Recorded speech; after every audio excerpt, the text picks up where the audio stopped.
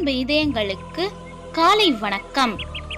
இந்த நாள் உங்களுக்கு ஆசீர்வாதமாக அமைய வாழ்த்துக்கள்.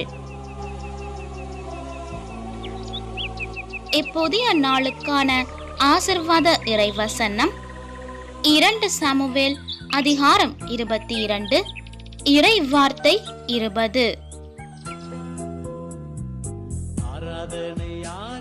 நெருக்கடியற்ற இடத்திற்கு அவர் என்னை கொணர்ந்தார். நான் அவர் மனதிற்கு உகந்தவனாய் இருந்ததால் அவர் என்னை விடுவித்தார்.